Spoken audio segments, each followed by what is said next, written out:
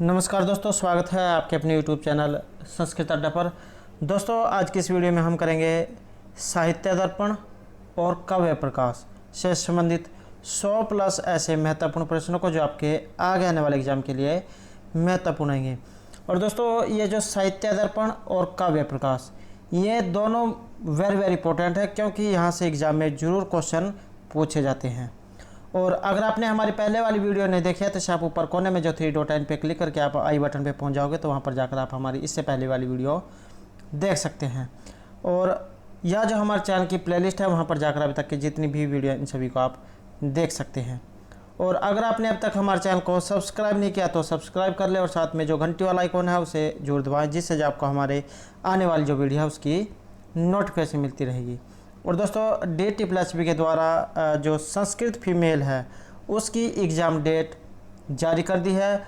और अगर आपने अपनी एग्ज़ाम डेट अभी तक नहीं देखी है तो इसके ऊपर हमारे द्वारा पहले एक वीडियो बना दी गई है, तो आप वहां जाकर अपनी एग्ज़ाम डेट को देख सकते हैं। तो दोस्तों, अगर आपने अभी तक हमारे चैनल को सब्सक्राइब नहीं किया तो सब्सक्राइब कर लें और वीडियो को लाइक, कमेंट और शेयर जरूर कीजिएगा और हमारे साथ अंत तक बने रहिएगा। तो हमारा यहाँ पर फर्स्ट क्वेश्चन है साहित्य दर्पण में परिच्छेदों की संख्या। तो साहित्य दर्पण जो है ये इसमें परिच्छेद कितने हैं। एग्जाम में क्वेश्चन जरूर पूछा जाता है कि साहित्य दर्पण किस में अंकों में है, परिच्छेदों में है या निश्वासों में है, किस में है, तो परिच्छेदों में है। क्वेश्चन तो यहाँ पर यही बन जाता है। अब यहाँ पर इसमें परिच्छेदों की संख्या कितनी है, तो इसमें जो परिच्छेद है ये 10 परिच्छेद इसमें रहेंगे। आचार्य विश्वनाथ के द्वारा रचित है साहित्य दर्पण। और इसमें ये 10 परिच्छेद कौन कौन से हैं, क्योंकि एग्जाम में इनके परिच्छेदों का क्रम भी जब पूछ लिया जाता है कि 5वें नंबर पे कौन सा है, या पहले पे या दूसरे पे। तो साहित्य दर्पण में 10 परिच्छेद हैं। प्रथम परिच्छेद में काव्य के प्रयोजन और स्वरूपों का वर्णन किया गया है। द्वितीय में शब्दार्थ निर्णय। तीसरे में रस भाव आदि का वर्णन है। चतुर्थ में काव्य के भेद, ध्वनि और गुणीभूत व्यंग्य काव्य का वर्णन है। 5वें व्यंजनावृत्ति। 6वें में नाटक से संबंधित और 7वें में दोषों का निरूपण किया गया है। जो 8वां परिच्छेद है इसमें गुण, और 9वें में वैदर्भी रीति, और जो 10वां है इसमें अलंकार का वर्णन है। जो 2 प्रकार के जो अलंकार होते हैं, शब्द अलंकार और अर्थ अलंकार, तो इनका वर्णन जो 10वें परिच्छेद में है। और ये जो क्वेश्चन है PGT की परीक्षा हुई थी 2000 और 2010 में, उसमें क्वेश्चन पूछा गया था। नेक्स्ट क्वेश्चन है साहित्य दर्पण विभक्त है। तो साहित्य दर्पण किस में बटा हुआ है, तो इसमें हमारा राइट आंसर है ऑप्शन सी, परिच्छेदों में। 10 परिच्छेद हैं और 2011 के एग्जाम में क्वेश्चन आया हुआ था। और दोस्तों, अगर आप इस वीडियो को 1-2 बार देख लेते हैं तो आपको सभी के सभी क्वेश्चन इसी वीडियो में ही याद हो जाएंगे और आपको ये भी यहाँ पर मालूम हो जाएगा कि कौन सा क्वेश्चन कितनी बार एग्जाम में पूछा गया है। नेक्स्ट रहेगा साहित्य दर्पण के प्रथम परिच्छेद का नाम। तो प्रथम जो परिच्छेद है इसका नाम इनमें से क्या है, तो ये रहेगा ऑप्शन बी, काव्य स्वरूप निरूपण है। देखो ये जो क्वेश्चन है कितनी बार एग्जाम में पूछा गया है, 2002 में, 4 में, 9 में, 10 में, और उसके बाद भी जो अब एग्जाम है शायद इनमें भी पूछा गया हो। नेक्स्ट है आचार्य विश्वनाथ ने काव्य का लक्षण साहित्य दर्पण के किस परिच्छेद में दिया है। तो काव्य का लक्षण साहित्य दर्पण के किस परिच्छेद में दिया है, तो काव्य के लक्षण प्रथम, द्वितीय, तृतीय या चतुर्थ में। तो ये आया है ऑप्शन ए, प्रथम परिच्छेद में। वाक्यम रसात्मकम काव्यम, रसात्मक वाक्य ही काव्य है। ये किन की उक्ति है, तो किसके काव्य लक्षण है, ये रहेंगे आचार्य विश्वनाथ के। एग्जाम में इनके काव्य लक्षण भी जरूर पूछे जाते हैं। और रस एवं आत्मा सारूपता जीवनदायक यस्य, अर्थात रस ही जिसकी आत्मा अर्थात सारभूत होने से जीवनदायक तत्व है, उस वाक्य को काव्य कहा जाता है। और 2003 के एग्जाम में क्वेश्चन आया था PGT के एग्जाम में। नेक्स्ट आएगा तथा रामायण आदि नाम भूयिता दुख हेतु था पंक्ति ग्रहण की गई है। तो ये जो यहाँ पर पंक्ति दी गई है ये कहाँ से ली गई है, काव्य प्रकाश, साहित्य दर्पण, नाट्यशास्त्र या वेदांत सार से। तो ये जो है यहाँ पर ली गई है ऑप्शन बी, साहित्य दर्पण से। और साहित्य दर्पण का जो तीसरा जो परिच्छेद है रस निरूपण, वहाँ से ली गई है। आचार्य विश्वनाथ जो कविराज है उनके द्वारा रचित है साहित्य दर्पण। नेक्स्ट है साहित्य दर्पण के अनुसार काव्य में रस की स्थिति कैसी है? शरीर जैसी, आत्मा, अवयव संस्थान जैसी या अलंकरण जैसी? तो ये मानी गई है ऑप्शन बी, आत्मा जैसी। तो रसात्मक, साहित्य दर्पण में रसात्मक पद का अर्थ करते हुए कहा गया कि रस एवं आत्मा सारूपता जीवनदायी को यश है, अर्थात सबसे प्रधान होने के कारण रस ही जिसकी आत्मा है वह वाक्य रसात्मक कहलाता है। और ये भी 2 बार एग्जाम में क्वेश्चन पूछा गया है। नेक्स्ट आएगा, साहित्य दर्पण में काव्य में रस की स्थिति को क्या कहा गया है? शरीर, आत्मा, अवयव संस्थान या अलंकरण? तो इसे आत्मा कहा गया है। नेक्स्ट क्वेश्चन है, काव्य शास्त्रों में आचार्य मम्मट कैसे कवि हैं या किस रीति के हैं, किस प्रकार के हैं? ध्वनिवादी रीति, अलंकारवादी या समन्वयवादी? तो ये रहेंगे ऑप्शन ए, ध्वनिवादी। तो काव्य शास्त्रियों में आचार्य मम्मट ध्वनिवादी आचार्य माने गए हैं। काव्य प्रकाशकार, इनके द्वारा जो रचित ग्रंथ रहेगा काव्य प्रकाश, इसमें मम्मट ध्वनि प्रस्थापनम आचार्य कहलाते हैं। इन्होंने चौथे, 5वें और 6ठे उल्लास में ध्वनि काव्य, गुणीभूत व्यंग्य काव्य और चित्र काव्य का वर्णन किया है, जो आपको आगे देखने को मिलेगा। और ये जीआईसी की परीक्षा थी, उसमें क्वेश्चन इस प्रकार का पूछा गया था। नेक्स्ट रहेगा, काव्य प्रकाश के प्रथम उल्लास का नाम। काव्य प्रकाश आचार्य मम्मट के द्वारा जो है रचित है, और इसमें उल्लास का क्या नाम है? ध्वनि स्वरूप निरूपण, अर्थव्यंजकता, काव्य स्वरूप या शब्दार्थ स्वरूप? तो ये रहेगा ऑप्शन सी, काव्य स्वरूप निरूपण। और ये जो काव्य प्रकाश है, इसके प्रथम उल्लास का नाम यहाँ पर जो ये काव्य के प्रयोजन और कारण तथा स्वरूप ये रहेगा। दूसरा उल्लास जो है इसमें शब्दार्थ स्वरूप निरूपण रहेगा, और जो तीसरा उल्लास है इसमें अर्थव्यंजकता निरूपण। चतुर्थ जो उल्लास है इसमें ध्वनि निर्णय। पांचवा उल्लास में ध्वनि गुणीभूत व्यंग्य काव्य, और जो छठा उल्लास है इसमें सब चित्तर अर्चित्तर। सातवें उल्लास में दोषों का वर्णन है, दोष दर्शन का। और जो आठवां उल्लास है इसमें गुण अलंकार भेदों का। नौवें उल्लास में शब्द अलंकार निर्णय, और 10वां जो अलंकार है इसमें अर्थ अलंकार निर्णय का वर्णन है। तो इस प्रकार से साहित्य दर्पण में 10 परिच्छेद है और इसमें उल्लास है। तो एग्जाम में क्वेश्चन पूछा जाता है कि साहित्य दर्पण किस में विभक्त है, तो ये उल्लास में है। काव्य प्रकाश उल्लास में है और साहित्य दर्पण परिच्छेदों में है। नेक्स्ट आएगा, काव्य प्रकाश के 9वें उल्लास का नाम। तो काव्य प्रकाश के जो 9वां उल्लास है उसका नाम क्या है? उसका रहेगा ऑप्शन ए, शब्द अलंकार निर्णयात्मक। शब्द अलंकार शब्द अलंकार निर्णयात्मक। नेक्स्ट रहेगा, नियतिकृत नियम रहिता किसे कहा गया है? नियतिकृत नियम रहिता, कवि भारती, कवि प्रतिभा, कवि दृष्टि, कवि प्रसिद्धि। तो ये किसे कहा गया है? ये कहा गया है यहाँ पर ऑप्शन ए, कवि भारती को। नियतिकृत नियम रहिता कवि भारती। नियतिकृत नियम रहिताम अल्होद के यहाँ है नियति के द्वारा निर्धारित नियमों से रहित, केवल आनंद मात्र स्वभाव, अन्य किसी के अधीन न रहने वाली तथा नवरसों से मनोहारिणी काव्य सृष्टि की रचना करने वाली कवि की भारती सर्वोत्कर्षशालिनी है। इसमें उपमान से उपमेय का जो अधिकता दिखाई गई है। व्यतिरेक जो अलंकार है उसका इसमें वर्णन हुआ है। तो आपने सिर्फ इसमें ये याद रखना है कि इसमें ऑप्शन ए रहेगा, कवि भारती। नेक्स्ट है, प्रतिभा, व्युत्पत्ति और अभ्यास। इसमें सर्वमान्य हेतु क्या है? प्रतिभा, व्युत्पत्ति, अभ्यास या इनमें से कोई नहीं। तो ये रहेगा ऑप्शन ए, प्रतिभा। कविताओं का बीजभूत संस्कार विशेष ये शक्ति कहलाता है, जिसके बिना काव्य बनता नहीं। और शक्ति जो है ये कविता बीज रूप, संस्कार विशेष या विना काव्यम न परसरेत। शक्ति कविता बीज रूप है, संस्कार विशेष है या विना काव्यम न परसरेत।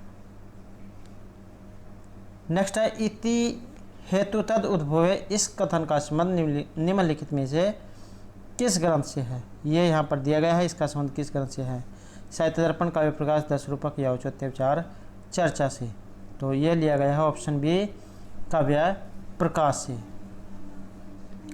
शक्ति, लोक व्यवहार और काव्य की रचनाशैली, ये तीनों मिलकर काव्य के उद्भव के कारण हैं। नेक्स्ट है इति हेतु तद उद्भवे इति कस्य मतम। तो ये मत इनमें से किसका है? जगन्नाथस्य, हेमचंद्रस्य, मम्मटस्य या विश्वनाथस्य। इति हेतु तद उद्भवे इति कस्य मतम, तो ये मत इनमें से किन का है? ये रहेगा यहाँ पर ऑप्शन सी, मम्मटस्य, आचार्य मम्मट का। नेक्स्ट है विश्वनाथ ने काव्य में वक्रोक्ति को किस रूप में माना है? तो वक्रोक्ति को यहाँ पर किस रूप में माना गया है? रीति, गुण, अलंकार या आत्मा। तो अलंकार के रूप में माना गया है। Right answer option C. Next question रहेगा तात्पर्य अर्थोपि के सूचित कथनम संबुध्यति। तो व्याकरणई, वैदिकई, मीमांसकई या कर्मकांड गुरु भी। तो ये रहेगा ऑप्शन सी, मीमांसकई, मीमांसकों के द्वारा। जैसे परीक्षा थी 2012 में, उसमें इस तरह का क्वेश्चन ये पूछा गया था। अगला क्वेश्चन है काव्य प्रकाश में तात्पर्य अर्थोपि के सूचित में इनके मत का संकेत क्या है? तो ये यहाँ पर उक्ति आई है, इसके मत का संकेत क्या है? न्यायिक, व्याकरण, मीमांसक या वैष्णव। तो ये लिया गया है यहाँ पर ऑप्शन सी। तो मीमांसक जो है यहाँ पर ये लिया गया है। और इसका जो तात्पर्य कुमारिल भट्ट के अनुयायी पार्थ सारथी, मिश्र आदि के मत में 3 प्रकार के वाच्य अर्थों में अतिरिक्त चौथे प्रकार का तात्पर्य अर्थ बताया गया है। नेक्स्ट है वामन मत अनुसार काव्य से आत्मा स्थि। वामन जो आचार्य है उनके अनुसार यहाँ पर काव्य से आत्मा किस प्रकार की है? वृत्ति, अलंकार, रस या रीति। तो ये मानी गई है ऑप्शन डी, रीति। वामन के अनुसार काव्य से आत्मा रीति। तो वामन ने जो है काव्य का निर्माण करने वाले 3 तत्वों को उल्लेख किया है और ये 3 काव्य के अंग माने गए हैं, लोक, विद्या और प्रकीर्ण। नेक्स्ट रहेगा गौ शुक्ल अचलो डित्थय किसका विचार है? गौ शुक्ल अचलो डित्थय, ये इनमें से किन का विचार है? आचार्य मम्मट, आनंदवर्धन या महाभाष्यकार का, या इनमें से किसी का भी नहीं। तो ये रहेगा ऑप्शन सी, महाभाष्यकार का। नेक्स्ट क्वेश्चन रहेगा ध्वनि बुद्धई कथित है। इस काव्य प्रकाश की पंक्ति में बुद्धई का अर्थ यहाँ पर क्या लिया गया है? इस बुद्धई का अर्थ क्या है? काव्य शास्त्र भी, न्यायिकई, वेदांत भी या व्याकरणई। तो ये लिया गया है ऑप्शन डी, व्याकरणई, व्याकरणों के द्वारा।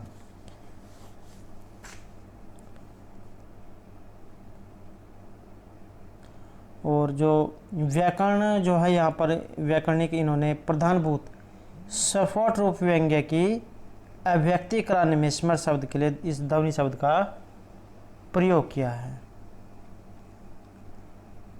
नेक्स्ट आएगा यथार्थ शब्दों व तम अर्थम उपसर्जनीकृत स्वार्थो कारिका इयम के आचार्य ने लिखी था। ये यहाँ पर उक्ति दी गई है। उक्ति जो ये रहेगी ये किस आचार्य की है? आचार्य मम्मट, आचार्य विश्वनाथ, आनंदवर्धन या आचार्य वामन की। तो ये इनमें से किसकी है? ये रहेगी ऑप्शन सी, आचार्य आनंदवर्धन की। नेक्स्ट है काव्य प्रयोजन से आचार्य मम्मट ने काव्य के कुल कितने प्रयोजन बताए हैं?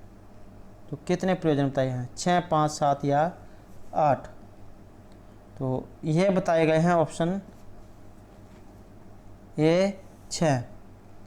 तो काव्य के 6 प्रयोजन होते हैं। कौन कौन से?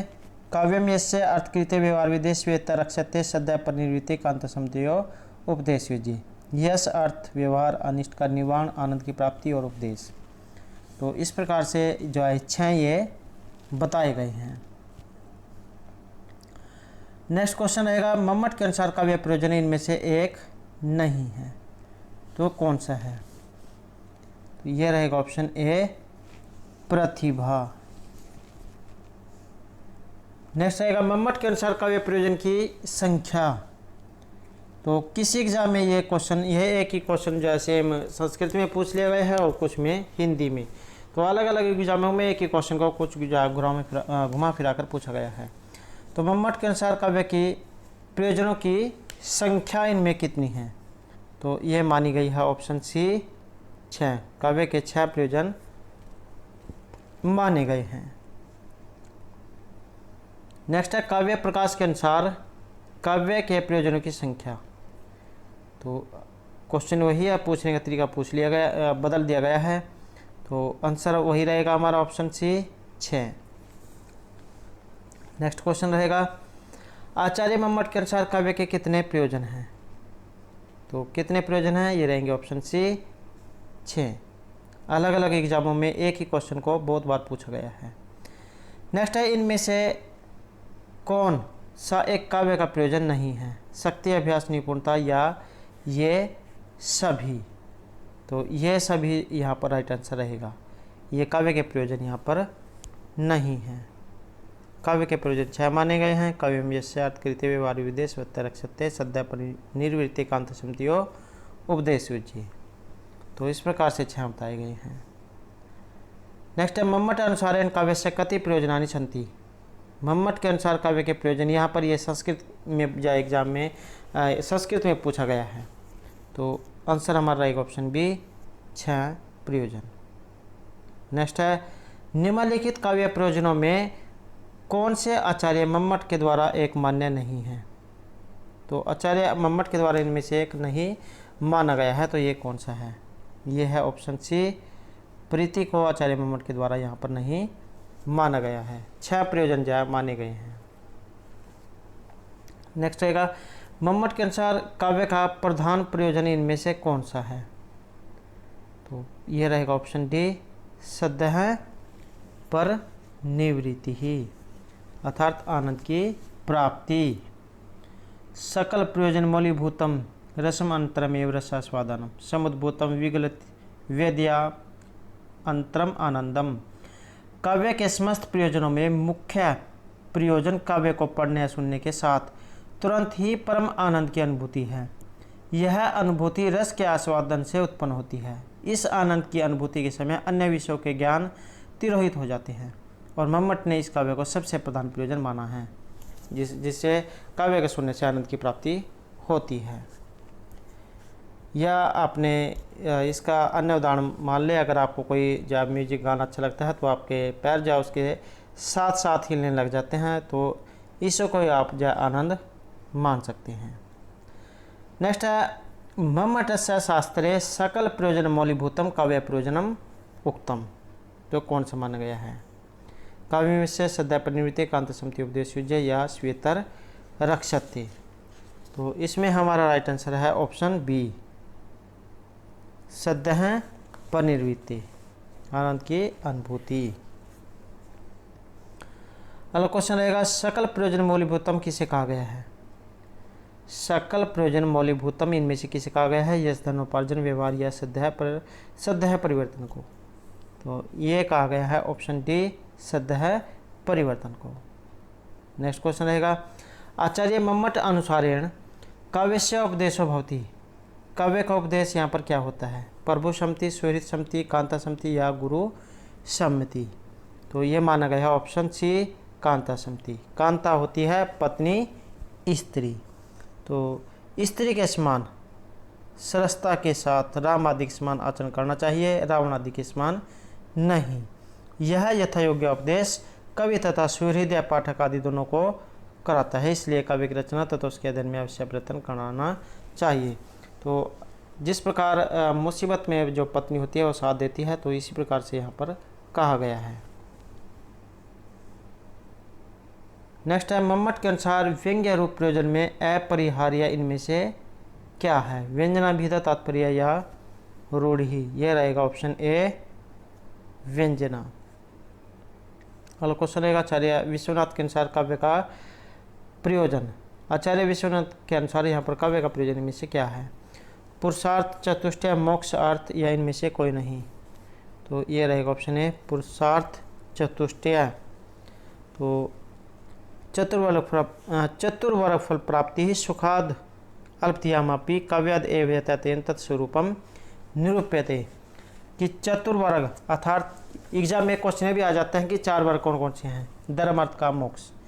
तो इन रूप फलों के प्राप्ति सुखपूर्वक अर्थात अनायास बिना किसी विशेष परिश्रम की अलग बुद्धि वालों को जिससे हो जाती है वह काव्य है। नेक्स्ट है चतुर्वर्ग फल प्राप्ति है काव्य प्रयोजन किसके द्वारा स्वीकृत है? आचार्य मम्मट, दंडी, विश्वनाथ या आनंदवर्धन के द्वारा। तो यह रहेगा ऑप्शन सी, आचार्य विश्वनाथ के द्वारा। नेक्स्ट क्वेश्चन है काव्य के लक्षण से आचार्य मम्मट के अनुसार काव्य के लक्षण यहाँ पर क्या है? तो लक्षण जरूर एग्जाम में आते हैं। आचार्य मम्मट के अनुसार इनमें से कौन सा काव्य लक्षण है? तो आचार्य मम्मट के अनुसार यह है ऑप्शन सी, तद अदोषो शब्दार्थो सगुणो अलंकृति ही पुनः काव्यपि। तो ये जो है यहाँ पर इनकी लक्षण है, दोष से रहित, गुणयुक्त और कहीं कहीं अलंकार रहित शब्द और अर्थ काव्य कहलाते हैं। नेक्स्ट है तद अदोषो शब्दार्थो सगुणो अलंकृति पुनः काव्यपि। ये लक्षण इनमें से किन के हैं? अलंकार, गुण, काव्य या दोष के? तो ये है काव्य के। आचार्य मम्मट के अनुसार यहाँ पर काव्य का लक्षण कौन सा है? तो यह है ऑप्शन सी, तद अदोषो शब्दार्थो सगुणो अलंकृति पुनः काव्यपि। अगला क्वेश्चन रहेगा आचार्य मम्मट के अनुसार काव्य का लक्षण। तो यह है ऑप्शन बी, तद अदोषो शब्दार्थो सगुणो अलंकृति पुनः काव्यपि। नेक्स्ट है यहाँ पर संस्कृत में पूछा गया है, तद अदोषो शब्दार्थो सगुणो अलंकृति पुनः काव्यपि से संबंधित आचार्य इनमें से कौन है या काव्य लक्षण इनमें से किन के हैं? तो ये रहेंगे ऑप्शन बी, आचार्य मम्मट के। अगला क्वेश्चन है तद अदोषो शब्दार्थो सगुणो अलंकृति पुनः काव्यपि अत्र तद पदस्य किम तात्पर्यम। ये जो तद जो आया है इसका मतलब यहाँ पर क्या लिया गया है? आचार्य मम्मट के जो है काव्य लक्षण है। अब यहाँ पर इस तद से क्या मतलब है? काव्य, शब्द, अर्थ या वाक्य। तो ये लिया गया ऑप्शन ए, काव्यम काव्य से, और तद पद जो है ये काव्य का परमार्थक है। शब्दार्थों तद का अर्थ शब्दार्थों काव्यम हुआ। इसके अनुसार शब्द तथा अर्थ ये दोनों मिलकर काव्य पदवाच्य कहलाते हैं। नेक्स्ट क्वेश्चन है काव्य प्रकाश में उल्लिखित अलंकृति का विशेषण इनमें से क्या है? अलंकृति जो दिया गया है इसका विशेषण क्या है? शब्दार्थ, शब्दार्थ या पद्य। तो ये रहेगा ऑप्शन सी, शब्दार्थ से। और शब्दार्थ अलंकार रहित होने पर काव्य कहा जाता है। नेक्स्ट क्वेश्चन है तद अदोषो शब्दार्थ हो। तो इसमें विशेषण क्या है? विशेष्य पद। इसमें विशेष्य पद पूछा गया है। तद अदोषो शब्दार्थो या ये सभी। तो ये रहेगा यहाँ पर ऑप्शन बी, अदोषो, तद अदोषो शब्दार्थो। इसमें विशेष्य पद अदोषो है, अर्थात ऐसा काव्य जो दोषों से रहित होकर गुणयुक्त हो, चाहे अलंकार से युक्त न ही हो, वाक्य काव्य कहलाता है। और ये जो है यहाँ पर PhD 2005 की एग्जाम में पूछा गया है। लक्षण आचार्य मम्मट के हैं, लेकिन उसमें उसी लक्षण में से बीच बीच में से पूछ लिया गया है। तो आपने क्वेश्चन को बिल्कुल ध्यान से देखना है, क्योंकि साहित्य दर्पण काव्य प्रकाश एग्जाम में क्वेश्चन जरूर पूछे जाते हैं। तो नेक्स्ट है गुणवृत्ति पुनः तेषां वृत्ति शब्दार्थियों मतः। ये इनमें से किसका कथन है? आचार्य विश्वनाथ, जगन्नाथ, मम्मट या वामन का। तो ये रहेगा ऑप्शन सी, आचार्य मम्मट का। नेक्स्ट है आचार्य विश्वनाथ की काव्य परिभाषिक शब्दावली इनमें से कौन सी है? यह काव्य लक्षण आप इसे कह सकते हैं। उलझाने के लिए यहाँ पर शब्दावली दे दिए गए हैं, आप इसको लक्षण मानकर चलो। तो ये रहेगा ऑप्शन डी, तो ये रहेगा यहाँ पर ऑप्शन बी वाक्यम रसात्मकम काव्यम। तो रसात्मक वाक्य ही काव्य है। रस ही जिसकी आत्मा हो, तो सारभूत होने से जीवनदायक तत्व है, उसे उस वाक्य को काव्य कहा जाता है। तो रसात्मक वाक्यम रसात्मकम काव्यम, रसयुक्त वाक्य ही काव्य है। अगला क्वेश्चन रहेगा वाक्यम रसात्मकम काव्यम इति काव्य लक्षण मुक्तम। तो ये काव्य लक्षण यहाँ पर किन के द्वारा कहा गया है? वाक्यम रसात्मकम काव्यम। तो ये रहेगा यहाँ पर ऑप्शन सी, आचार्य विश्वनाथ का। नेक्स्ट है वाक्यम रसात्मकम काव्यम इति काव्य लक्षण संबंध है आचार्य अस्ति। तो इनसे संबंधित आचार्य कौन है जिनका ये काव्य लक्षण है? पंडित राज जगन्नाथ हैं, कवि राज विश्वनाथ है, आचार्य कुंतक है या आचार्य दंडी। तो यह ऑप्शन बी कविराज विश्वनाथ हैं। नेक्स्ट है वाक्यम रसात्मकम। यहाँ पर एक स्थान दिया गया है, इसे आपने फिल करना है। और इस तरह का जो क्वेश्चन है ये जैसी 2012 की परीक्षा में पूछा गया था। तो यहाँ पर इसमें फिल करना है। इसमें क्या आएगा? तो इसमें आएगा ऑप्शन ए वाक्यम रसात्मकम काव्यम। रसयुक्त वाक्य ही काव्य है। नेक्स्ट है वाक्यम रसात्मकम काव्यम किस आचार्य का एक कथन है? तो ये रहेगा ऑप्शन सी आचार्य विश्वनाथ का। और पीएचडी की एग्जाम में कितनी बार पूछा गया? 2002, 3, 4 लगातार पूछा गया है। तो इन दोनों आचार्य के तो वेरी वेरी इंपॉर्टेंट है, आचार्य विश्वनाथ और मम्मट के। नेक्स्ट है आचार्य वामन की काव्य परिभाषा। आचार्य वामन की यहाँ पर काव्य परिभाषा इनमें से क्या है? तो ये रहेगी यहाँ पर ऑप्शन सी रीतिरात्मा काव्यस्य। काव्य अलंकार सूत्र के जो रचनाकार है वामन रीति को काव्य की आत्मा मानते हैं। और वामन का एकमात्र ग्रंथ काव्य अलंकार सूत्र है। एग्जाम इनका ग्रंथ भी आ सकता है, तो काव्य अलंकार सूत्र इनका ग्रंथ है। और अलंकार शास्त्र पर भी यह एक ऐसा ग्रंथ है जो सूत्र शैली में लिखा गया है। यह ग्रंथ 5 अधिकरणों में है, प्रत्येक अधिकरण 2 या 3 अध्यायों में बटा हुआ है। और इस संपूर्ण ग्रंथ में 12 अध्याय हैं। 12 अध्यायों में जो है मिलाकर सूत्रों की संख्या 312 बताई गई है। तो इनका यही आपने याद रखना है। काव्य लक्षण रीतिरात्मक काव्य, अलंकार है काव्य अलंकार सूत्र। अगला क्वेश्चन है रीतिरात्मक काव्य से ये उक्ति इनमें से किन की है? तो ये उक्ति इनमें से किन की है? ये रहेगी ऑप्शन डी आचार्य वामन की। तो यहाँ क्वेश्चन है श्रीरम तावत इष्टार्थ व्यवच्छिन्ना पदावली। यह परिभाषा इनमें से किन की है? आचार्य दंडी, भामह, मम्मट या आनंद वर्धन की। तो ये रहेगी यहाँ पर ऑप्शन है ए आचार्य दंडी की। और ये जो है पीजीटी की परीक्षा हुई थी 2009, 10, 16 जो 2-3 साल जाए लगातार पूछा गया है। वेरी वेरी इंपॉर्टेंट क्वेश्चन है। नेक्स्ट है किसने वक्रोक्ति को काव्य की आत्मा माना है? तो वक्रोक्ति संप्रदाय के लिए इनमें से किसे जाना जाता है? आचार्य कुंतक, मम्मट, विश्वनाथ या राजशेखर को। तो ये रहेगा ऑप्शन ए आचार्य कुंतक। तो इन्होंने रीति की प्रधानता को समाप्त कर वक्रोक्ति की स्थापना की है। अगला क्वेश्चन है आचार्य कुंतक के अनुसार इनका काव्य लक्षण क्या है? आचार्य कुंतक का काव्य लक्षण। तो ये है ऑप्शन डी वक्रोक्ति काव्य जीवितम। तो वक्रोक्ति के लिए इनको जाना जाता है। तो वक्रोक्ति काव्य जीवितम जो है आचार्य कुंतक का काव्य लक्षण है। नेक्स्ट क्वेश्चन रहेगा काव्य के भेद से। तो आचार्य मम्मट के अनुसार काव्य के कितने प्रकार माने गए हैं? 2, 3, 4, 2, 5 कितने माने गए हैं? तो ये रहेंगे ऑप्शन ए 3 उत्तम, मध्यम और अधम काव्य।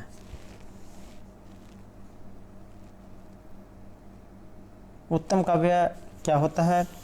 तो आचार्य मम्मट के अनुसार इदम उत्तम अतिशय व्यंग्यवाच्य ध्वनि बुद्धि कथित है। अर्थात वाच्यार्थ की अपेक्षा व्यंग्यार्थ के अधिक चमत्कार युक्त होने पर उत्तम काव्य होता है। और इसे जा विद्वानों ने ध्वनि काव्य भी कहा है।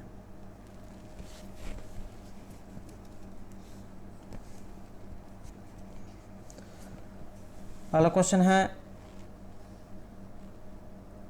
मम्मट के अनुसार उत्तम काव्यम अस्ति। आचार्य मम्मट के अनुसार उत्तम काव्य इनमें से कौन सा है? सवचित्र, वाच्य, गुणीभूत व्यंग्य या ध्वनि काव्य। तो इसमें हमारा राइट आंसर है ऑप्शन डी ध्वनि ही। तो आचार्य मम्मट के अनुसार उत्तम काव्य ध्वनि काव्य को माना गया है। नेक्स्ट आचार्य मम्मट के अनुसार उत्तम काव्य इनमें से कौन सा है? तो ये रहेगा ऑप्शन डी ध्वनि काव्य। नेक्स्ट रहेगा मम्मट के अनुसार उत्तम काव्य क्या है? तो उत्तम काव्य होता है सवचित्र, वाच्य, गुणीभूत व्यंग्य या ध्वनि काव्य। तो ये रहेगा ऑप्शन डी ध्वनि काव्य। और क्वेश्चन वही है लेकिन उसे जो है अलग अलग तरीके से पूछा गया है। नेक्स्ट है मध्यम काव्य। तो आचार्य मम्मट के अनुसार 3 काव्य जो माने गए हैं उत्तम, मध्यम और अधम। तो यहाँ पर मध्यम काव्य, इसे गुणीभूत व्यंग्य काव्य भी कहा जाता है। तो मम्मट के अनुसार यहाँ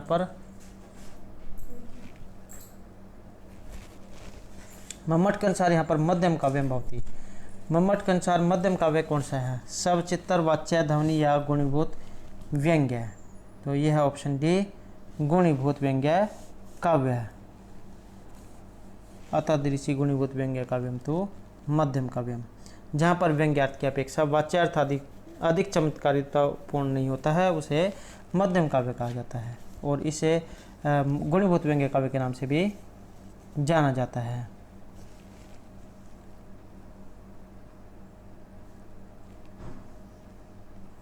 अगला क्वेश्चन है यहाँ पर, मम्मट के मत में मध्यम काव्य कौन सा है? तो सबचित्तर, ध्वनि, गुणीभूत व्यंग्य या वाच्य चित्रम। तो यहाँ पर चित्रम दिया गया होगा ये, तो इसमें यहाँ राइट आंसर रहेगा ऑप्शन सी, गुणीभूत व्यंग्य काव्य के मध्यम काव्य को जो है गुणीभूत व्यंग्य काव्य भी कहा जाता है। नेक्स्ट है ग्रामम तरुणम तरुणया। ये उदाहरण यहाँ पर इनमें से कहाँ से लिया गया है? तो ये लिया गया है ऑप्शन बी, मध्यम काव्य से। ग्राम तरुणम तरुणया नव मंजूल मंजरी सनाथ करम पश्यंत्य भवती मुहु नितराम मलिनाम मुख छाया। तो इसमें जो अशोक लता गृह में ग्राम तरुण से मिलने का संकेत देकर तरुणी निश्चित समय पर नहीं आई, जबकि तरुणी वहां पहुंच गया। अतः तरुणी को देखकर उस तरुणी के मुख की कांति अत्यंत मलिन हो जाती है। तो इस पद्य में जो तरुणी ये समय पर नहीं है, तो यह है व्यंग्यार्थ, वाच्यार्थ के अधिक चमत्कारी होने से गुणीभूत व्यंग्य काव्य यहाँ पर हो गया है। नेक्स्ट आएगा अधम काव्य, और जो ये अधम काव्य है इसे चित्तर काव्य भी कहा जाता है। तो ये भी आपने याद रखना है। उत्तम काव्य को ध्वनि काव्य है, मध्यम काव्य को गुणीभूत व्यंग्य काव्य है, और जो अधम काव्य है इसे चित्तर काव्य है। तो यहाँ पर क्वेश्चन है, विनिर्गितम, मानतम, आत्म, मंदिरात आदि उदाहरण है। ये उदाहरण है यहाँ पर, ये कहाँ से लिया गया है? तो व्यंग्य काव्य का, सबचित्तर, चित्र या गुणीभूत व्यंग्य काव्य का। तो ये रहेगा ऑप्शन सी, अर्थ चित्तर। तो अर्थ चित्तर का ये उदाहरण है। और नेक्स्ट क्वेश्चन रहेगा यहाँ पर, विनिर्गतम मानदम आत्म मंदिरात उदाहरणम अस्ति। ये उदाहरण यहाँ पर कहाँ से लिया गया है? तो ये इनमें से कहाँ से लिया गया? व्यंग्य काव्य, सबचित्तर, अर्चित्तर या गुणीभूत व्यंग्य काव्य से। तो अर्चित्तर का ये उदाहरण है। नेक्स्ट क्वेश्चन है, विनिर्गतम मानदम आत्म मंदिरात इत्यादि पद्यम उदाहरणम अस्ति। तो ये इसका संबंध इनमें से किसके साथ है? तो ये रहेगा ऑप्शन सी, अर्थ चित्तर के साथ। नेक्स्ट है शब्द शक्तियाँ। तो यहाँ पर शब्द की शक्तियाँ पूछा गया है। तो साक्षात संकेतित अर्थ है की बोधिका, अभिधा, लक्षण, तात्पर्य या व्यंजना। तो ये रहेगी ऑप्शन ए, अभिधा। तत्तर संकेतित अर्थ से बोधनात् अग्रिमा अभिधा शक्ति होती है अभिधा। नेक्स्ट है मुख्य अर्थ तत्तर मुख्य व्यापार से विधीयते, यह वचन रहेगा। तो ये इनमें से कहाँ से लिया गया है? काव्य प्रकाश, आचार्य साहित्य दर्पण, ध्वन्यालोक या नाट्यशास्त्र से। तो ये लिया गया है यहाँ पर ऑप्शन ए, काव्य प्रकाश से। स मुख्य अर्थो तत्तर मुख्य व्यापार से विधीयते, और जो आचार्य मम्मट जो है उनके द्वारा विरचित जो काव्य प्रकाश है वहाँ से लिया गया है। और इसमें कहा गया है कि वह साक्षात संकेतित अर्थ मुख्य अर्थ कहलाता है, और उसका बोधन करने में इस शब्द का जो व्यापार होता है वह अभिधा कहलाता है, अथवा साक्षात संकेतित अर्थ मुख्यार्थ या वाच्यार्थ कहलाता है, और उसका बोधन करने में इस शब्द का जो मुख्य व्यापार होता है वह अभिधा होता है। और आचार्य मम्मट जो है इन्होंने 3 प्रकार के अर्थ माने हैं, वाच्य, लक्ष्य और व्यंग्य। उसी के अनुसार वाचक, लक्षक और व्यंजक ये 3 प्रकार के शब्द माने गए हैं, और इन 3 प्रकार के अर्थों की प्रतीति के लिए उन शब्दों में अभिधा, लक्षणा और व्यंजना नामक 3 प्रकार की सब शक्तियाँ मानी गई हैं। तो ये 3 शक्तियाँ हैं, अभिधा, लक्षणा और व्यंजना।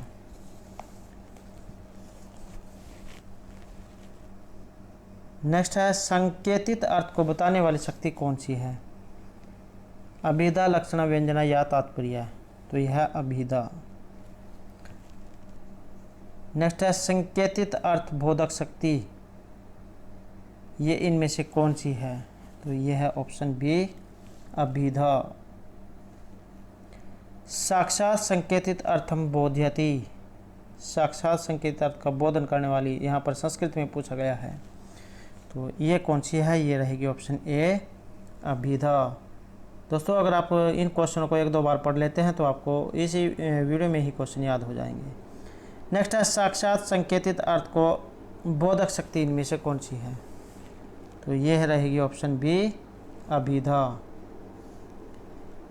नेक्स्ट क्वेश्चन रहेगा संकेतित अर्थ कितने प्रकार के होते हैं? संकेतित अर्थ यहाँ पर कितने प्रकार के होते हैं? 6, 7, 3 या 4 प्रकार के? तो ये होते हैं ऑप्शन डी 4 प्रकार के ये होते हैं। जाति शब्द, गुण शब्द, क्रिया शब्द और यदृच्छा शब्द। तो संकेतित अर्थ जाति आदि भेदों से 4 प्रकार के होते हैं। तो जाति, गुण, क्रिया, यदृच्छा। नेक्स्ट है केवल जाति में शब्द का संकेत ग्रह मानने वाले मतवादी इनमें से क्या कहलाते हैं? व्याकरणिक, मीमांसक, वेदांती या बौद्ध? तो यह है ऑप्शन बी मीमांसक। और मीमांसकों का सिद्धांत है कि जाति आदि चारों के स्थान पर केवल जाति में शब्द की शक्तियाँ संकेत ग्रह से होती हैं, अर्थात केवल जाति ही शब्द का प्रवृत्ति निमित्त मानना उचित है। तो ये जो संकेत ग्रह मानने वाले मतवादी हैं मीमांसक। नेक्स्ट है संकेत ग्रह में शब्द का अर्थ अपोह माना गया है, तो इसको मानने वाले कौन हैं? तो ये हैं ऑप्शन सी बौद्ध। अगला क्वेश्चन रहेगा संकेतित अर्थ को देने वाला शब्द क्या कहलाता है? संकेतित अर्थ को देने वाला शब्द वाचक, लक्षक, व्यंजक या गौण? तो ये कहलाता है ऑप्शन ए वाचक। साक्षात संकेतित अर्थम अभिधीयते स वाचक हैं, जो साक्षात संकेतित अर्थ को कहता है वह वाचक कहलाता है। अगला क्वेश्चन रहेगा लक्षणा से रूढ़े प्रयोजन द्वाउस लक्षण शक्तिर अर्पिता। तो ये यहाँ पर जो श्लोक है, उक्ति है, तो ये लक्षण इनमें से किन के हैं? आचार्य विश्वनाथ, आनंदवर्धन, मम्मट या पंडित राज जगन्नाथ के? तो ये है यहाँ पर ऑप्शन ए आचार्य विश्वनाथ के। मुख्यार्थवादे तदयोगे रूढ़ि अर्थ प्रयोजनात् अन्य अर्थ लक्ष्यते यत्सा लक्षण आरोपित क्रिया। तो एक जो आपने सुना होगा मुख्यार्थवादे तदयुक्त ये अन्य अर्थ प्रतीयते रूढ़े प्रयोजन द्वारा लक्षण शक्तिर अर्पिता। तो जो आचार्य मम्मट जो है उन्होंने लक्षण शक्ति के जो लक्षण के संदर्भ में कहा है कि मुख्यार्थ का बाद होने पर और उसके साथ संबंध होने पर रूढ़ि से अथवा प्रयोजन विशेष से जिस के द्वारा अन्य अर्थ लक्षित होता है वह आरोपित व्यापार लक्षण कहलाता है। आचार्य मम्मट ने मुख्यार्थवाद, मुख्यार्थ योग तथा रूढ़ि या प्रयोजन इन तीनों को लक्षण का समुदित माना है। तो आपने याद रखना है आचार्य किन के लक्षण है? आचार्य विश्वनाथ के। रूढ़ि प्रयोजन दोष लक्षण शक्ति अर्पिता, तो इसका संबंध है आचार्य विश्वनाथ से। नेक्स्ट है अधोलिखित में से लक्षणा के लिए कौन सा हेतु एक अपेक्षित नहीं है? मुख्यार्थ का बाद होना, समवाय का संबंध होना, रूढ़ि या प्रयोजन? तो यह है ऑप्शन बी समवाय का संबंध होना। नेक्स्ट है आरोपित शब्द व्यापार इनमें से कौन सा है? लक्षणा, अभिधा, व्यंजना, लक्षणा और व्यंजना ये दोनों। तो ये रहेगा यहाँ पर ऑप्शन ए लक्षणा। तो मुख्यार्थ बाद होने पर उस मुख्यार्थ के साथ लक्ष्यार्थ संबंध होने पर रूढ़ि से अथवा प्रयोजन विशेष से जिस सब शक्ति के द्वारा अन्य अर्थ लक्षित होता है वह आरोपित शब्द व्यापार कहलाता है। तो यहाँ राइट आंसर रहेगा ऑप्शन ए। नेक्स्ट है आरोपित शब्द व्यापार का दूसरा नाम। व्यंजना व्यापार, तात्पर्य व्यापार, अभिधा व्यापार या लक्षणा व्यापार? तो इसे हम कहेंगे ऑप्शन डी लक्षण व्यापार। आरोपी शब्द व्यापार का दूसरा नाम है लक्षणा व्यापार। नेक्स्ट है लक्षणा स्वीकृति का आधार इनमें से कौन सा है? योग्यता, संकेत ग्रहण, आसक्ति या मुख्यार्थ का बाद होना। तो ये माना गया है यहाँ पर ऑप्शन डी मुख्यार्थ के बाद होने को। अगला क्वेश्चन है विपरीत लक्षण का दूसरा नाम? अजहत लक्षण, जहत लक्षण, जहत अजहत लक्षण या गौणी लक्षण। तो यह है ऑप्शन बी जहत लक्षण। और जो वेदांत आदि जो शास्त्र है इसमें से जहत स्वार्थवृत्ति या जहत लक्षण भी कहा गया है। नेक्स्ट है आचार्य मम्मट के द्वारा उपादान लक्षण के उदाहरण? गो अनुबंध में किस आचार्य के मत का खंडन किया गया है? तो इसमें हुआ है आचार्य ऑप्शन बी मुकुल भट्ट के। नेक्स्ट है जिस लक्षण में मुख्यार्थ का भी ग्रहण होता है वह कौन सी लक्षण कहलाती है? तो जिस लक्षण में मुख्यार्थ का भी ग्रहण होता है वह कौन सी लक्षण है? प्रयोजन, मूला, रूढ़ि, उपादान या लक्षण? तो उसे उपादान लक्षण कहा जाता है। तो जिस लक्षण में मुख्यार्थ का ग्रहण होगा वह उपादान लक्षण होगी। इसका उदाहरण है कुंता प्रविशन्ति। और कुंत आदि पदों के द्वारा अपने में प्रवेश किए गए सिद्धि के लिए अपने से संयुक्त पुरुषों का आक्षेप कराया जाता है। इसलिए जो है इसमें स्वार्थ का प्रत्याग किए बिना अन्य अर्थ के ग्रहण रूप अथवा स्वार्थ के उपादान से लक्षण है और इसे उपादान लक्षण कहा जाता है। एग्जाम में बस ये जो पूछा जाता है कि उपादान लक्षण का यहाँ पर उदाहरण कौन सा है? तो कुंता प्रविशन्ति भाले वाले प्रवेश करते हैं। तो इससे यहाँ पर बाद होकर ये अर्थ लगेगा कि भाला लेकर जय सैनिक प्रवेश करते हैं। नेक्स्ट है तत्वमसि वाक्य के अर्थबोध हेतु स्वीकार की जाती है? तत्वमसि वाक्य के अर्थबोध हेतु इनमें से कौन सी स्वीकार की जाती है? जहत लक्षण, जहत लक्षण, भाग लक्षण, व्यंजन लक्षण। तो ये रहेगा ऑप्शन सी यहाँ पर भाग लक्षण।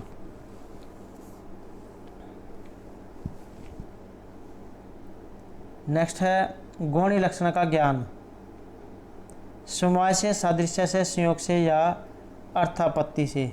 तो ये होता है ऑप्शन बी सादृश्य से।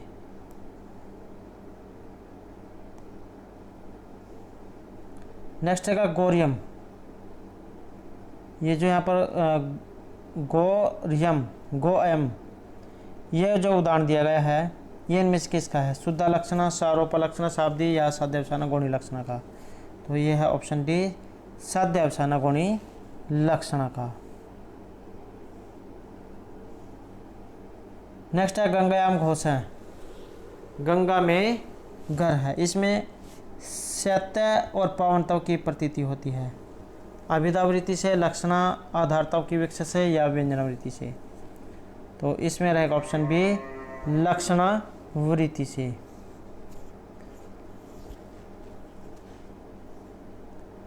नेक्स्ट है गंगायाम घोषयति अस्य लक्ष्यार्थोऽस्ति? इसमें लक्ष्यार्थ क्या है? गंगा तटे घोष है, गंगा जल प्रवाही घोष है, घोष शीत पावनतम चाहिए, गंगा जले घोष है। तो इसमें कौन सा है? इसमें रहेगा ऑप्शन ए गंगा तटे घोष है। तो गंगा के किनारे पर घर है, क्योंकि नदी के बीच में घर नहीं बनाया जा सकता तो किनारे पर बनाया जा सकता है। तो इसमें लक्ष्यार्थ रहेगा गंगा तटे घोष है, गंगा के किनारे पर घर है।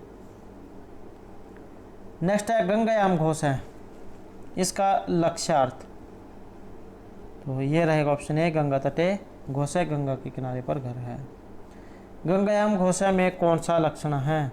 लक्षणा कौन सी है? प्रयोजन मूला, रूढ़ि मूला, लक्षण लक्षणा या प्रयोजन मूला लक्षण? तो इसमें लक्षणा रहेगी ऑप्शन डी प्रयोजन मूला लक्षण।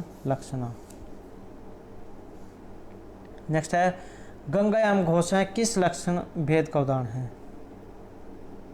तो ये रहेगा ऑप्शन सी प्रयोजन लक्षण का। नेक्स्ट है गंगायाम घोष इत्यस्मिन् सत्य पावनतव प्रतीतो शव शक्ति वर्तते? तो इसकी प्रतीति कराने वाली शब्द शक्ति कौन सी है? अभिधा, लक्षणा, व्यंजना या तात्पर्य है? तो ये है ऑप्शन सी, व्यंजना लक्षणा।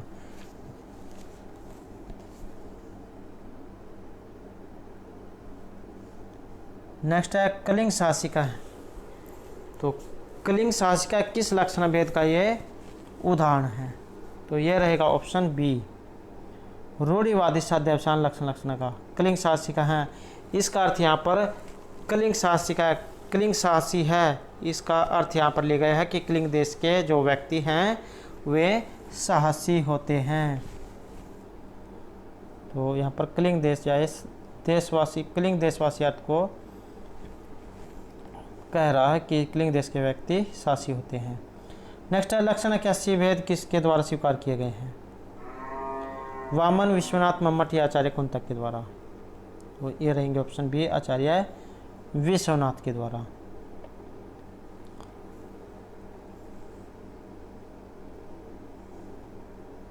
नेक्स्ट है जहाँ कोई शब्द अन्य अर्थ के लिए अपने अर्थ का प्रत्याग कर देता है तो उसे कौन सी लक्षण कहा जाता है? जहाँ कोई शब्द अन्य अर्थ के लिए अपने अर्थ का प्रत्याग कर देगा तो वहाँ पर लक्षण कौन सी होगी? उपादान लक्षणा, लक्षण लक्षणा, शुद्ध लक्षणा या गौणी लक्षणा? तो वहाँ पर कौन सी लक्षणा होगी? वहाँ पर होगी ऑप्शन बी, लक्षण लक्षणा। दूसरे के अन्वय सिद्धि के लिए अपने मुख्य अर्थ का प्रत्याग करना लक्षण जाए लक्षण लक्षण कहलाता है।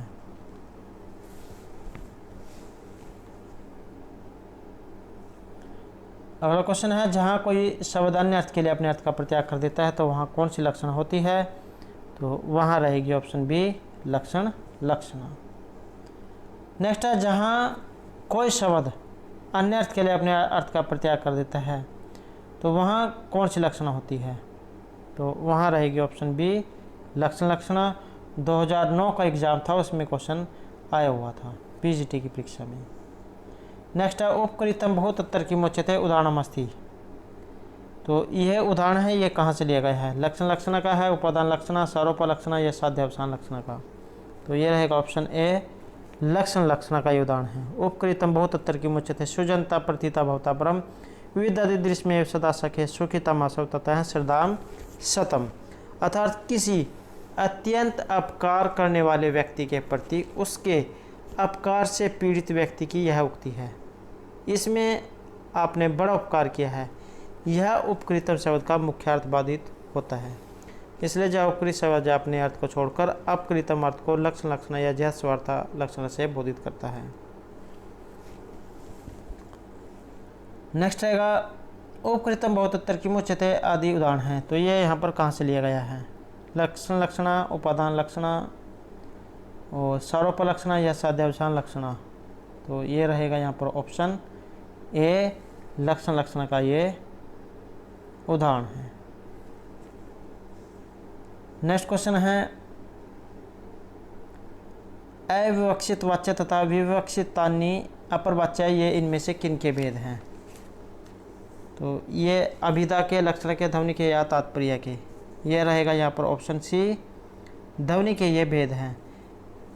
अविवक्षित वाच्यो यह अविवक्षित वाच्यो यह तत्तरवाच्यम भवेत् ध्वनौ अर्थांतरे संकृतम अत्यंतम वा तिष्कृतम। तो जो अविवक्षित वाच्य जो है इसका दूसरा नाम होता है लक्षणमूला ध्वनि, तथा जो विवक्षित वाच्य है ध्वनि है इसका दूसरा नाम होता है अभिधा ध्वनि। और ये जो विवक्षित वाच्य या अभिधा मूला जो है इसके दो भेद होते हैं, असमलक्ष्य क्रम व्यंग्य और असमलक्ष्य क्रम व्यंग्य। एक में अ है और एक में नहीं है, ठीक। समलक्ष्य क्रम व्यंग्य और समलक्ष्य क्रम व्यंग्य। और जो ये असमलक्ष्य क्रम व्यंग्य है इसके 8 भेद माने गए हैं। नेक्स्ट है यष्टयः प्रविशन्ति। तो यहाँ पर यष्टयः प्रविशन्ति, इसमें लक्षण कौन सी है? उपादान लक्षण लक्षणा, शुद्धारोपा या गौणी साध्यावसान लक्षणा? तो इसमें रहेगी ऑप्शन ए, उपादान लक्षण यष्टयः प्रविशन्ति। तो आचार्य मम्मट जो उन्होंने इसमें लक्षण के 2 भेद किए हैं, उपादान लक्षण और लक्षण लक्षण। उपादान लक्षण जहाँ कोई शब्द अपने मुख्यार्थ की संगति के लिए ससंबद्ध किसी अन्य अर्थ को ग्रहण कर लेता है उसे उपादान लक्षण कहा जाता है, जैसे कुंतः प्रविशन्ति। और दूसरा जो है ये लक्षण लक्षण, जहाँ कोई शब्द अन्य अर्थ के लिए अपने अर्थ का परित्याग कर देता है उसे लक्षण कहा जाता है, जैसे गंगायाम घोष हैं।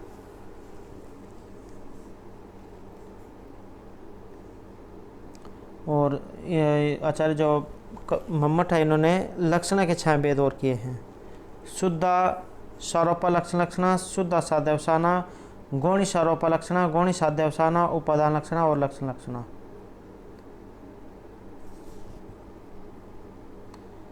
नेक्स्ट आएगा व्यंजना। वीरतासु अभिधासु, ये अर्थोबोध्यता पर है। सवृत्ति व्यंजना नाम शब्दस्य अर्थाधिकस्य च, इस प्रकार से ये जो है यहाँ पर उक्ति है। तो ये वृत्ति का लक्षण इनमें से किन का है? तात्पर्य, अभिधा, लक्षणा या व्यंजना का? तो ये रहेगा यहाँ पर ऑप्शन डी, व्यंजना का। अभिधा आदि शक्तियों के अपना अपना अर्थ बोधन कर विरत हो चुकने पर जिस शक्ति से अन्य अर्थ की प्रतीति होती है वह व्यंजना कहलाती है।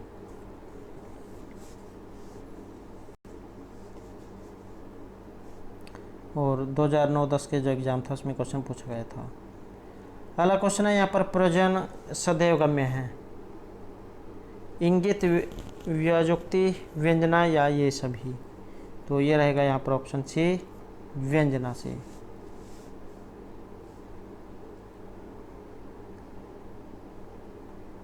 नेक्स्ट क्वेश्चन है, संयोग आदि के द्वारा अनेकार्थक शब्दों के वाचकत्व के नियंत्रित होने पर वाच्यार्थ से भिन्न अर्थ की प्रतीति कराने वाले व्यापार को क्या कहा जाता है?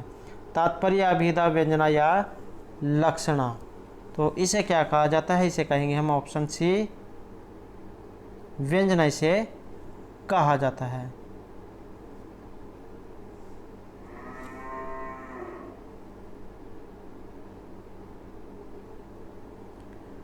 नेक्स्ट है यहाँ पर राम लक्षणों व्यंजना। राम लक्षणों में व्यंजना क्या है? संयोग, विरोधिता, साहचर्य या अर्थ?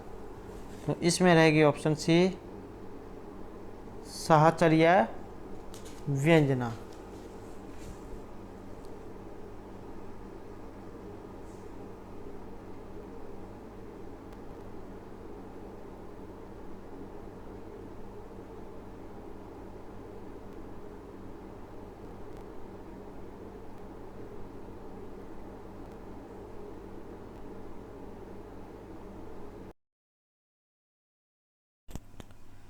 तो यहाँ क्वेश्चन है, सैस चक्रो हरि, सैस संख चक्रो हरि, इसमें व्यंजना कौन सी है? संयोग, साहचर्य, विरोधिता या विप्रयोग? तो इसमें रहेगा यहाँ पर ऑप्शन ए, संयोग। तो ये जो है यहाँ पर जो बताई गई, जैसे सैस संख चक्रो हरि ये संयोग है, असंख चक्रो हरि विप्रयोग। राम लक्षणों साहचर्य, राम अर्जुन गति तयो ये विरोधी था। स्थाणुम भज अर्थ, सर्व जानाति देव हैं ये प्रकरण है। कोपित मकर ध्वजा लिंग, देवस्य पुरा रात है अन्य शब्द की सन्निधि। मधुना मत कोकिला समर्थ्य, पातुम वैदयिता मुखम औचित्य। भातियत्तर परमेश्वर है देश, चित्तर भानु विभाति काल, मित्रम भाति व्यक्ति, मित्रो भाति स्वर आदि अनेकार्थक शब्द हैं। तो ये जो है यहाँ पर आपने याद रखनी है। नेक्स्ट है, बोधव्य वैशिष्ट्य पर आधारित है, आर्थी, शाब्दी, उपादान या गुणी लक्षण? यह रहेगा यहाँ पर ऑप्शन ए, आर्थी व्यंजना।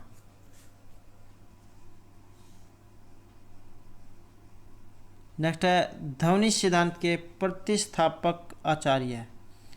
ध्वनि सिद्धांत के प्रतिष्ठापक आचार्य इनमें से कौन से हैं? आचार्य विश्वनाथ, भरतमुनि, आनंदवर्धन या कुंतक? तो ये है ऑप्शन सी, आचार्य आनंदवर्धन।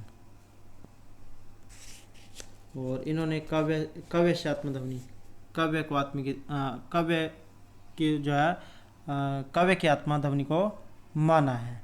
ध्वनि ही काव्य का जीवनदायक तत्व है, उसके बिना सुंदर शब्द और अर्थ भी निर्जीव देह के समान त्याज्य हैं। ध्वनि रूप आत्मा की प्रतिष्ठा होने पर ही शब्दार्थ काव्य होते हैं। तो यहाँ पर अन्य संप्रदाय में ध्वनि संप्रदाय सबसे अधिक प्रबल और महत्वपूर्ण संप्रदाय माना गया है। तो यहाँ पर आपने ये याद रखना है कि ध्वनि संप्रदाय के लिए किसे जाना जाता है? आचार्य आनंदवर्धन को। इनका लक्षण है काव्य से आत्मा ध्वनि। नेक्स्ट ध्वनि सिद्धान्तस्य मूल आधारभूत सिद्धांत अस्ति। मूल आधारभूत सिद्धांत इनमें से कौन सा है? ये रहेगा ऑप्शन डी, स्फोटवाद। नेक्स्ट क्वेश्चन है, अधोलिखित में से कौन सा सिद्धांत ध्वनि सिद्धांत का मूल आधार है? यहाँ पर कौन सा सिद्धांत ध्वनि सिद्धांत का मूल आधार है? शब्द भ्रमत्व, शब्द नियतव, स्फोटवाद या अभिधा वृत्ति? तो ये रहेगा यहाँ पर ऑप्शन सी, स्फोटवाद। नेक्स्ट है ध्वनिरात्मक आवेश। ये परिभाषा यहाँ पर किन की है, किस आचार्य की है? तो ये रहेगी यहाँ पर ऑप्शन डी, आचार्य आनंदवर्धन की, ध्वनिरात्मक आवेश। नेक्स्ट है काव्य की आत्मा को ध्वनि मानने वाले आचार्य। आचार्य आनंदवर्धन, क्षेमेंद्र भामा या वामन? तो ये है यहाँ पर option A, Acharya Anandavardhana. Next question है, ध्वन्यालोक में काव्य आत्मा से एव अर्थ है। यहाँ पर ये क्या, किससे अर्थ माना गया है? काव्य आत्मा से एव अर्थ है से अभिप्राय। करुणास प्रतीयमानार्थ, वाच्यार्थ या लक्ष्यार्थ? ये माना गया है यहाँ पर ऑप्शन बी, प्रतीयमानार्थ को। नेक्स्ट क्वेश्चन है, औचित्य को काव्य की आत्मा मानने वाले आचार्य कौन से हैं? आचार्य रूयक, कुंतक, क्षेमेंद्र या मम्मट? तो ये रहेंगे यहाँ पर ऑप्शन सी, आचार्य जो क्षेमेंद्र है ये औचित्य को काव्य की आत्मा मानते हैं। तो दोस्तों ये थे हमारे आज के यहाँ पर साहित्य दर्पण और काव्य प्रकाश से संबंधित कुछ जो है महत्वपूर्ण क्वेश्चन, जो आपके आगे आने वाले एग्जाम के लिए महत्वपूर्ण रहेंगे। और दोस्तों अगर आपने अब तक हमारे चैनल को सब्सक्राइब नहीं किया तो सब्सक्राइब कर ले और साथ में जो घंटी वाला आइकॉन है उसे जरूर दबाएं, जिससे आपको हमारे आने वाली जो वीडियो है उसकी नोटिफिकेशन मिलती रहेगी। और दोस्तों वीडियो को लाइक, कमेंट और शेयर जरूर कीजिएगा। और हमारे साथ अंत बनाने के लिए धन्यवाद।